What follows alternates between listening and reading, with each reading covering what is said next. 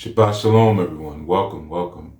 I want to thank you for joining me. And as we step into our new season, as we spoke about, a season of possibilities, season of challenges, season of growth, I appreciate you taking the time to be here today because today's message, I think, is one that we probably all need to hear. And coming into a new season, one thing becomes clear. When there's newness, change is inevitable. So it happens in our relationships, it happens in our careers, it happens within ourselves. And while sometimes we can feel that change sort of coming forth, it can be overwhelming. And we always have to remember that it's the birthplace of transformation. And there's a Yoruba proverb that says, the river that forgets its source will run dry. And essentially, that proverb, it reminds us that we must embrace change and ultimately we must stay rooted from where we come from, which would be our resilience, our source of resilience, our source of faith, our source of our mores, or our values. So today, in this insight, I'd like to just explore how we can use those roots, those root values to grow through life's changes, rather than resisting those changes, And to start off, greetings. I'm Chief Yuya, and I am honored to share this journey with you. I remember a time when I was facing some pretty significant cultural and spiritual shifts in my life, and there was a deep exploration of my own identity and what I felt I knew or believed in. And it was exhilarating at that time going through that, but it was also daunting.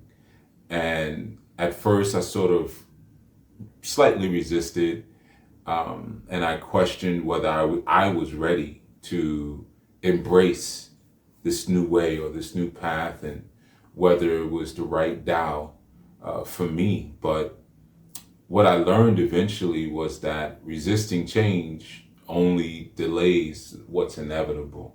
So once I sort of leaned into it, I discovered that there was a sense of belonging with this new identity and a sense of understanding that came forth. And that was something I could have never imagined. Change is like a river. It's constantly moving, it's constantly flowing, and it's always reshaping the landscape, And if we try to stand still, the current will only pull us back, right? So if we move with the current, we can navigate to new, meaningful discoveries and experiences and all that. So I would say as we move into this new numerical season, as we spoke about in our last session, it's a good time to embrace the season of change together. There was a comment that I'm reminded of from one of our listeners who said, I give thanks. They were giving thanks for the message, and they said it was right on time for them as always. And there was this like start now sort of mantra, start now. You already have everything that you need. So focus more on birthing and less on adding on, right? So they were saying that was a conversation that they had with about 5 people this year. And this was a community member who said that. And that wisdom alone reflects the essence of this moment, a call to step into action and to thrust ourselves into what we are prepared for the journey ahead. In that, I think about what the Quran says in Surah 13:11, and where it says, indeed, Allah will not change the condition of a people until they change within themselves. So it's a powerful message. I mean, the Quran is full of many powerful messages, but it reminds us sort of that change doesn't happen until we begin to change something within us. And that begins with our mindset, our choices, our willingness to adapt. This is one of the reasons why I began our closing out of the 2024 Gregorian with speaking about the mind of ANU. So I would even ask for that, what are some of the changes you've experienced in that space, in that last year, that 8 year that we just came out of? How did you handle it? How did you resist it? How did you embrace it? I encourage you to journal those answers. I encourage you to also put them in the comments, share them as well in the comments under this video, but definitely reflect on that, write that down and consider that. We have so many opportunities for growth that sometimes we shrug off, and then when the consequences come, we're like, oh, what happened? Ecclesiastes 3:1 says, to everything there's a season. And there's a season and there's a purpose under ANU, or under the heavens. And we know that there's so much profundity within that own truth, that each season in life has a purpose. And when we come to the Rosh, or the head of a year, whatever calendar you're working with, we get an opportunity to align ourselves with our purpose. When you think about nature, for example, you have spring, which is a time for planting, and summer is a time for growth, and invierno, or winter, is a time for rest. So in our lives, we have seasons too. In our lives, we have seasons that, where we're planting seeds of change within ourselves, where we're nurturing our own growth, where we're preparing for a harvest. And it's good to always ask, like, what season am I in right now? Where am I at right now? I think about when I started my journey as a family head. I was in a planting season, and I didn't see immediate results as the head of a harem, or the head of a family, but I trusted the process. And over time, the seeds that I planted, they grew into something very meaningful for me, myself, and my family. And when challenges came, I was able to remind myself that this is just part of the season. This is just part of the season that I'm in. So I found it very good as a practice to always share how gratitude could always ground me, in the face of change.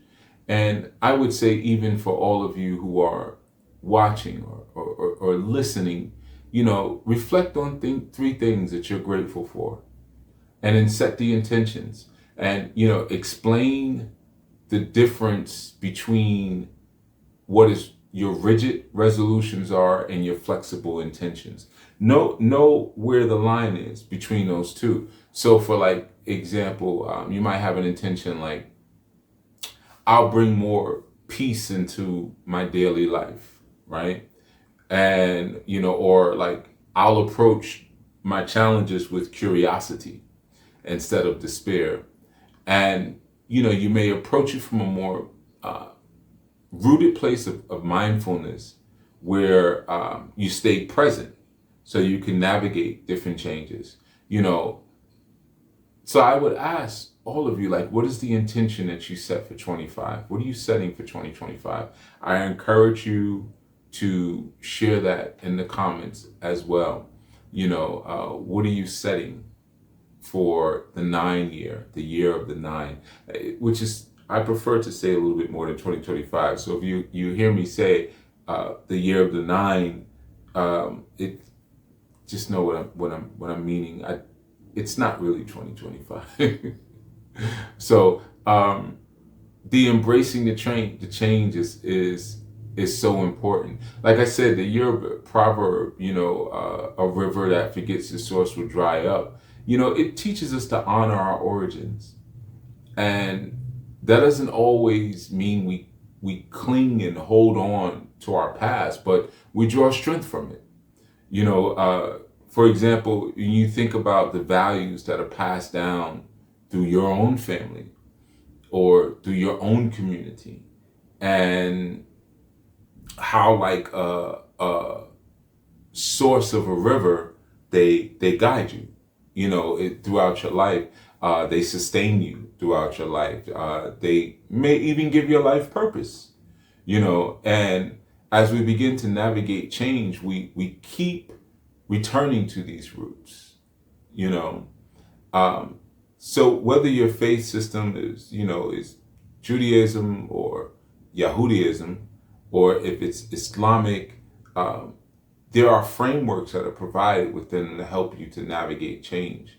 You know, I know I have gone through many obstacle courses where my knowledge of truth and my standing on the truth and overstanding has helped me to navigate them.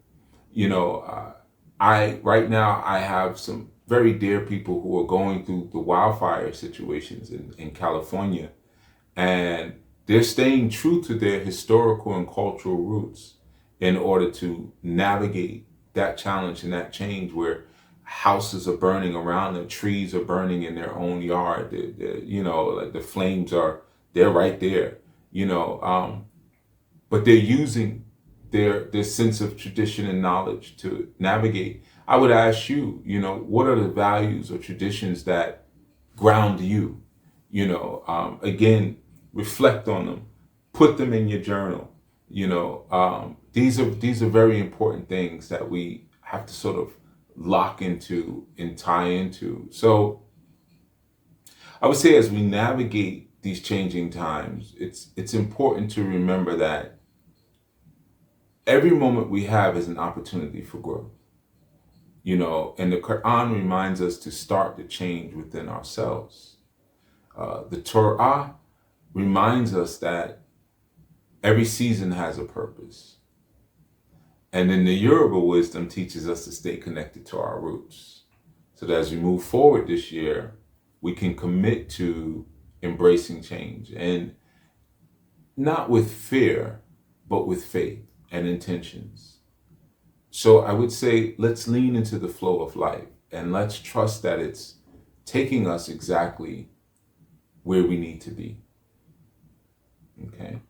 One of the changes that you may be desirous of making is um, joining a community. So I invite you to take this message into your strong or your next 7 days and reflect on the season that you're in and the values that guide you. Share your comments and or share your thoughts in the comments, because I would love to hear from you. As we move into this new season, let us embrace this change collectively, as a group, as a family, as a community. Let us become community. Let us become family. Let us become a unified group. I invite you to join the ANU Life Global Ministries and apply, where we do explore and deepen our spiritual path as a community. Also, someone asked me recently about our retreats. We host transformative retreats every year, and those are opportunities to connect, to reflect, to grow in your alignment with your higher self and with others who are in that same sort of peace and in that same sort of way. So if you feel called to support our mission or to become part of this beautiful growing community, definitely go over to anulifeglobal.org, ANULIFEGLOBAL.org. It's always in the description anyway. And you can learn more about how to take that next step in your journey.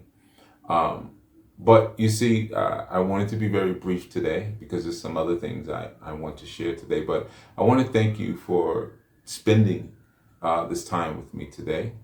And I will say until next time, stay inspired, stay motivated. Make sure the year of the 9 is, unquestionably remarkable, because all of the energy that's necessary for it to be unquestionably remarkable already exists. We have the numbers working with us. We have the knowledge working with us. We can always breathe our way through our change. 4 seconds, 8 seconds coming in. No, 4 seconds coming in, 8 seconds coming out.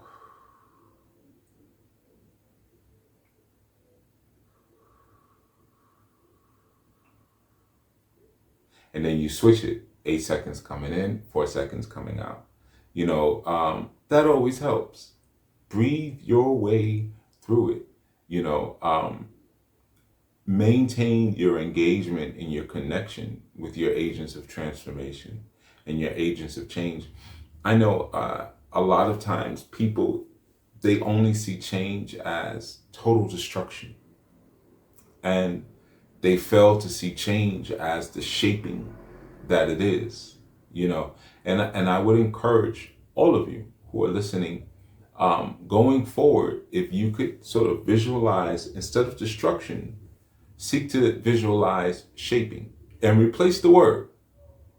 And I guarantee you, if you start to do that, you'll have less fear when it comes to change, and the different seasons. Because often, like when you are desirous of reforming and reshaping your physical, you'll say, what? I want to get in shape, right? So you're saying, I want to change my shape. That is a change. Now, as a part of that change, you're going to destroy muscle fibers. You're gonna destroy your personal highs. For your personal numbers that you may have reached. I can run a mile in this time, or a quarter of a mile in this time. I can lift this much. I can squat this much. I can, these numbers are going to change. Or I can stretch this far. My hip flexors can go only but so far. That will be destroyed, so that you can get in shape, right? So I know that sometimes it may be fear around change, because the shape that it's being called for, or that change is not molding and directing towards what we may consider to be a part of a mentally sane or a healthy sort of model for who and what we are. I get it. Not all change is good change. Good change. Not all shaping is reshaping. When you are reshaping, you are respecting your original form so that you can reform. You see, so we have to stay in tune with our agents of transformation and know which one is happening. When you are being transformed by Yah, stay in touch with Yah. Yah will say, hey, we're going here, we're going there, we're going there. Yah will give you a promise. Promise, this is what will happen. This is what will be. You see? So you'll be clear on, if Yah says, I will give you many children from your own loins, and then someone presents an opportunity for you to change your perspective, maybe on how your relationship may look, in terms of what sort of individual you may connect with, in terms of their own chromosomal makeup. You may say, well, that may not align with Yah's promise, because if I conjoin with this person, we can't have any children. There's no children that comes from these two things maybe coming together, right? So then right there in that moment, like, well, this doesn't align with my agent of transformation. So this is not a reshaping. This is just a shaping. I want to be reshaped. I want to be reformed. You see, I want to repent. I want to respect. I want recreation. I want recreation. You see. So I wanted to share that. And like I said, this was going to be a very brief one. This Sabbath, I have some other pieces that I'm going to share with the community as well. But I just wanted to put the onus on you to do a little bit of something in the form of journaling, in the form of sharing, in the form of commenting on the questions that I asked in this message. All right? Until such time, thank you for sharing this time with me. I am deeply honored. And I am Chief Yuya, signing out. Shabbat Shalom.